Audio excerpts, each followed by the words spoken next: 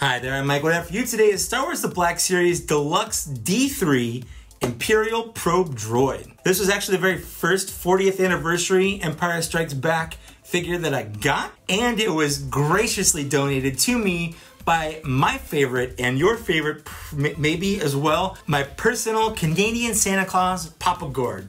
Thank you very much, Papa Gord. If you guys want to check out his channel, there'll be a link down there below. So just kind of like always, I want to read the back of the box while you look at a picture of him right here. Commemorate the 40th anniversary of The Empire Strikes Back with the Imperial Probe Droid figure. Tenacious hunters, probe droids are armed with powerful blasters. That was the worst. So here we have him out of the box, and what can I say? The probe droid looks like the offspring of a robot spider and a robot jellyfish. It's nightmare fuel. These guys first appeared in the opening scenes to Empire Strikes Back. The Empire sends thousands of them out searching for the rebel base. This one lands on Hoth, and we see it slowly rise above the snow-covered plains and slowly float away, making some really interesting noises. Framing on the fram. Framing on the frim. Next he meets Han Solo, and instead of shaking his hand, Han Solo fires his blaster at them and then complains, "Oh, I didn't hit it very hard." Han, you shot him. You just straight shot him. You can't pull your punches with that. You shot him. He blew up. But no, he claims that he self-destructed somehow. I mean, the probe droid was just minding his own business, casually just looking out for the rebel base so they could... Oh yeah.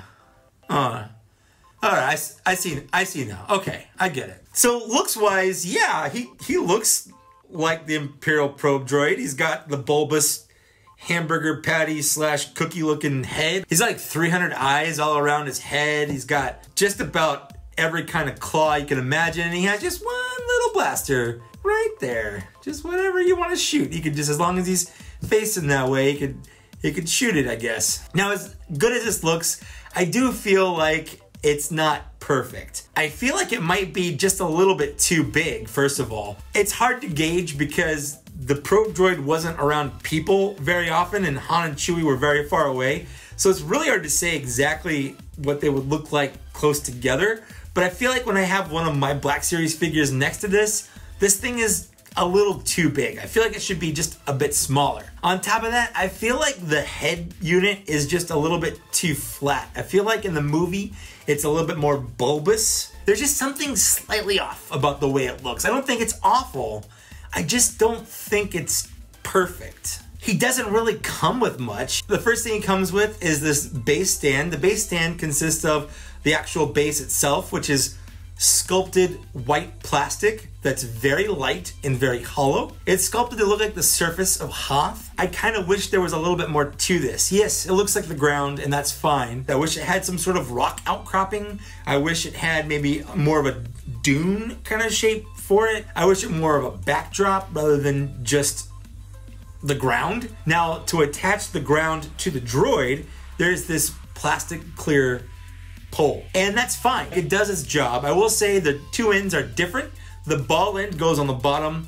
The other end that's not a ball goes into the bottom of the probe droid, and the effect is fine. I mean, it can't be invisible, but it might as well be. It does the effect well.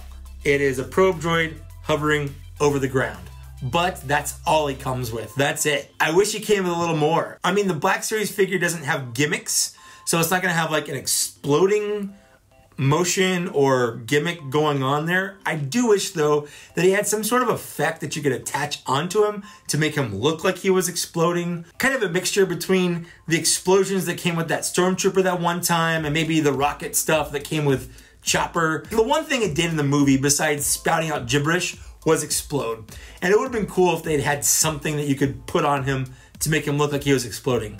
It would also have been cool if he came with little blaster bolts to come out of here to make it look like he were firing his blaster. That would have been a nice little touch, because other than this base stand and this plastic piece, he doesn't come with a lot. I mean, it's fine. It just feels like the bare minimum. But what he lacks in accessories, I guess he makes up for in articulation. There's about 25 points of articulation on this thing, so let's go ahead and take a look at those real quick. The probe droid's head spins all the way around. His little blaster can spin all the way around as well. On each leg, we have swivel, hinge, hinge, hinge, swivel, hinge, hinge, hinge, swivel, hinge, hinge, hinge, hinge, swivel, hinge, hinge, hinge, swivel, hinge, hinge, hinge, hinge. With this being Probe Droid's widest stance, with all of his feet flying in the air. So yeah, the head swivels, and each of the 5 arms have swivels and hinges all up and down them.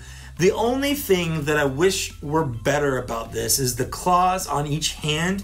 I wish could also open and close. The claws on each end are static, so you can't have them actually grab onto anything, and I think that would have been a cool little cherry on top. I also wish the armatures at the base up here, instead of being swivels, were ball joints, and that way they can move out a little bit more from there rather than the swivel and the hinge.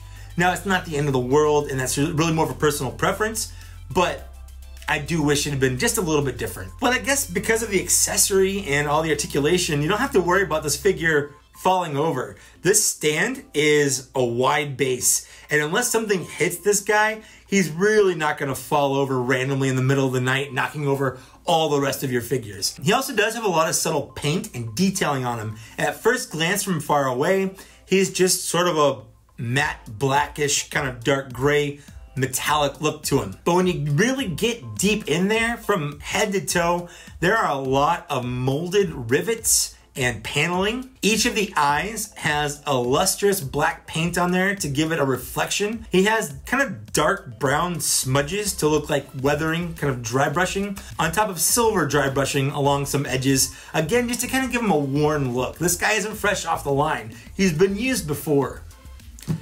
He's been used before. Below the head, again, that little kind of coaster that his head is sitting on has a lot of great molded panels. There's red lights painted all over it, a lot of molded details all over the place, and that extends down into each arm. There's not a lot of paint on it, but where there is, it does look pretty cool. This figure does not look plain even a little bit. It especially gets better as you start looking at it closer. I feel like the closer I look at it, the more I see. In fact, I didn't even notice the brown dry brushing on there until I was showing my wife the colors and I shined a light directly on it, and they even popped out to me, and I can't see colors. I will say the one drawback to the molding, the plastic they used, is that he feels so very hollow. Between the base down here and the figure itself, it feels more like one of those model kits that you've put together rather than an actual action figure. And that's a little disappointing. I wish they could have just made him a little bit more substantial somehow. But despite that, you know, I really love the Imperial Probe Droid. Empire Strikes Back is my favorite movie, and you know, the opening of that movie features this guy, not heavily, but not heavily. I'm especially nostalgic about this because one of my favorite figures from the line back in the 90s was the Imperial Probe Droid figure there. Now that one had a head exploding gimmick and a missile that shot out of its eye, and that stuff was cool. I actually loved playing around with that figure. I don't mind that this one doesn't have those gimmicks. One of the things I like about the Black Series is that there aren't really gimmicks like firing rockets and things like that. That stuff is cool when you're a kid, but as an adult, I'm a little bit more sophisticated with my toys, and I prefer to display them as pieces rather than play with them on the floor. So I don't really want to shoot rockets at other figures or make them blow up. I would rather have really cool effects that I could put on there so I could take pictures of them, because taking pictures of your toys is how adults play with toys. It's artsy.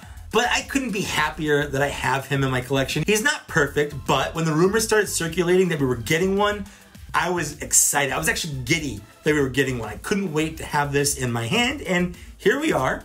It's in my hand. So yeah, I was looking forward to it. You can pretty much pick him up at any online retailer. I think most of them have him in stock now. I actually got mine from Canada, as I stated at the beginning, but if I wanted to, I could have bought him from Dorkside or Entertainment Earth. You might be able to find him in stores, but you can definitely find him online. He goes for 30 bucks. I had to say, for those 30 bucks, I don't know if he's really worth the price. Other figures that have been 30 bucks in the line, the Gamorrean Guard, General Grievous, Like, you've gotten a lot of stuff for those figures, especially with that Gamorrean guard. Not only was he a thick hunk of plastic, he came with a bunch of accessories. This guy should have been 25 or maybe even 20. They had to put him in the larger box line just because of his size here. But I feel like charging that $30 just slightly wasn't worth it. So in the end, I'm gonna give him a 3.75 out of 5. He's not the best. He's very solidly in the middle of the pack.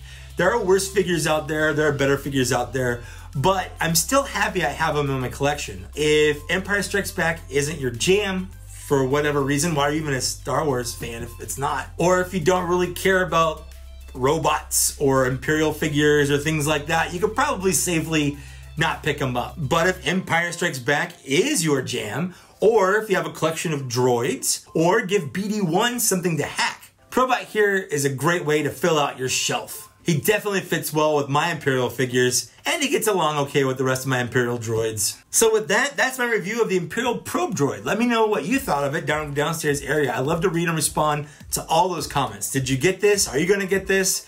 Do you not want it? I like opinions. I like to read them. I'd also like to take a moment to thank these people here for supporting me on Patreon at a Black Series level or higher. It means a lot to me that people take the time to do this. I'm flabbergasted by it. But if you don't want to spend any money, if Patreon's not your thing down in the downstairs area, there are a couple free ways that you can help me out, up to and including liking, sharing, subscribing, hitting the bell. All that stuff goes a long way to helping the channel out, and it doesn't cost anything. And with that, that's all I've got.